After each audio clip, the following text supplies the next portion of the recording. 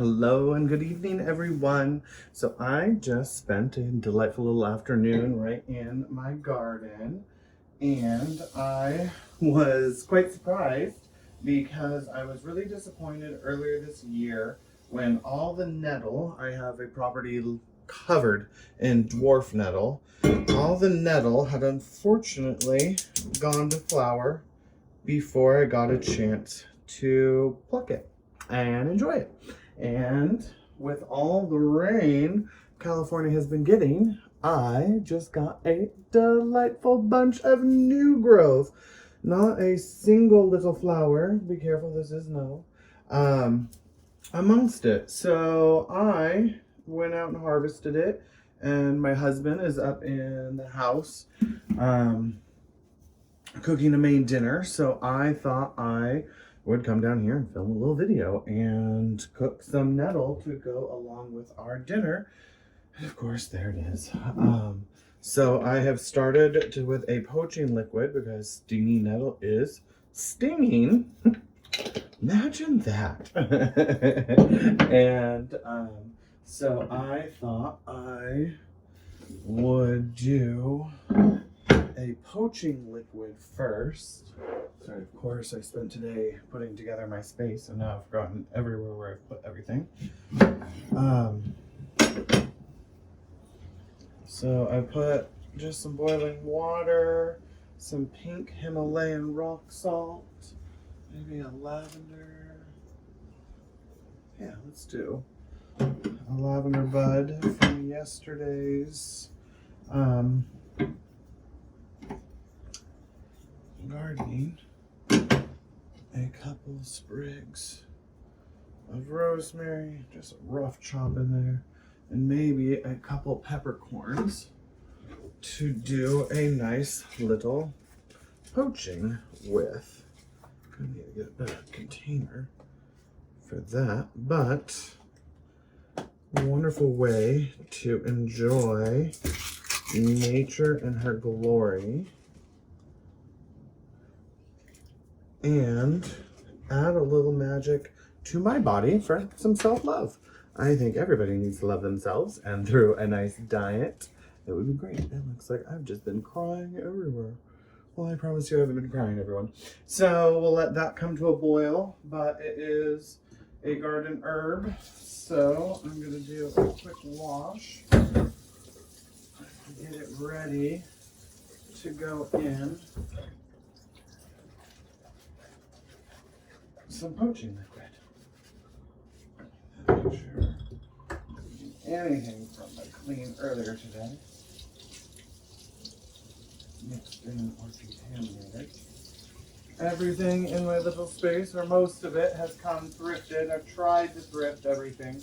Of course, there's always going to be a few items I just can't find the perfect right item. Like, I just found these little, I guess I can carry them over there so you can see them, rose mason jars at Costco of all places.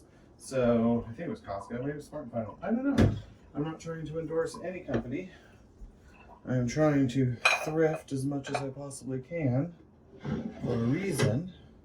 And that reason is to keep all the magic as possible. Because corporations very rarely sell anything that's magic. If anything, it's depleted by all the production that goes into it. The mass. Okay, well, maybe put a liner down next time. Well, we learn, don't we? Hello and welcome back, all my little fairies. I am so excited. My liquid just started to come to a boil. And so I just tidied up, cleaned some of my tools, took a couple photos, screen grabs, you know, all that social media jazz. But I know every cooking show is always going to be like, I wish you could smell this. But it is a pot of simmering citrus, rosemary, lavender, and peppercorn water with some pink Himalayan rock salt. Throwing in my washed and ready dwarf nettle. So we will get that in. And let's remove that sting. And it's not going to need more than just a minute. Just a moment to denature that little stinging element. We don't want it to leave. See how bright green? If it gets dark or starts to dull on you, you've gone too far. And that's sort of that very first little color change is how you're going to be able to tell your greens are done. It's a very small window, but that's going to be the same for spinach, for kale, for mustard, collard greens. As soon as the green has faded and shifted just a moment, we're going to run some cold water over this just to stop the cooking process. Oh.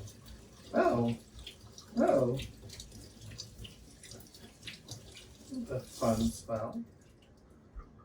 Smells like earth. And go ahead and turn off the flame. I mean, don't want to burn the place down. So there we have the first stage of our stinging nettle. And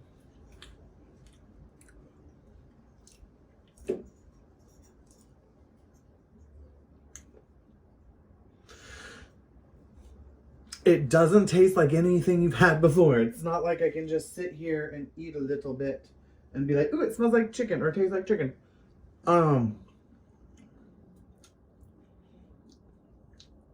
It has a nettly flavor. Has a little bit of a pepperiness. It could be just the peppercorn coming through. It has a very nice earthy quality to it. That I think goes nice and wonderful with that rosemary that's just hinting in the background. Lavender is not really showing up too much. I think I could have been a little bit more daring with that. But it has a fun flavor. It's a flavor that I really think you should try. It's not a difficult herb to find. It grows wild in most urban areas. It has a presence that it's usually the very first to arrive. So by the time you're watching this video, it may be a little too, let's get some light here. It may be a little too late in the season for you to go wild catch this, but with all the water or rain in my area, if I'm able to catch some or find some, forage some, I'm sure you would be able to. So I'll light things on fire then.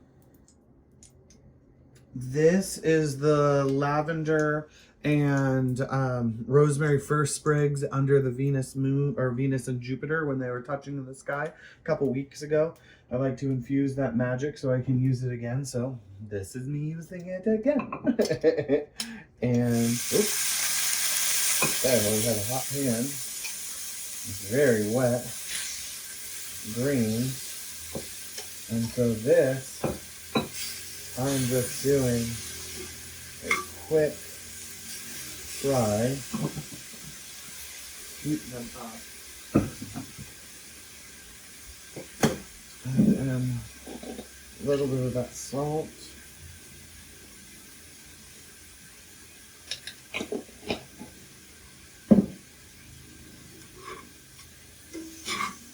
Now we're expecting to see the color change.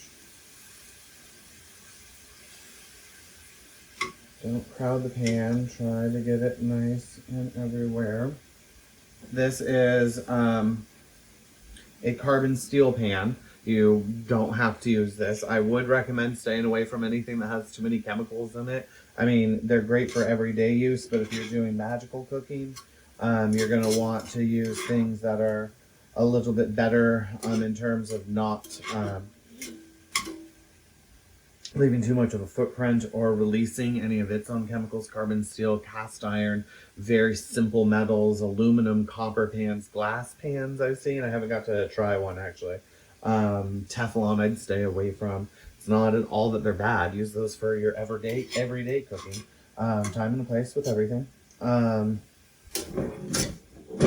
So we're just giving a perfect. I'm gonna dump out some of this liquid.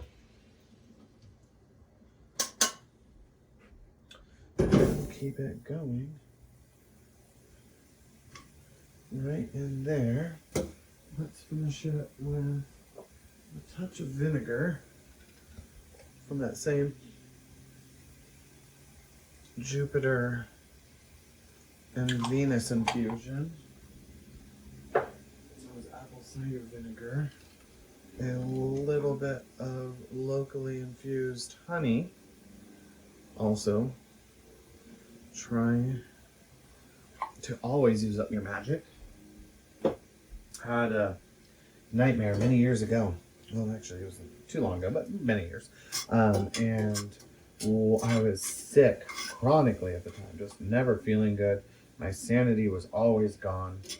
I never felt like I had the energy to do anything.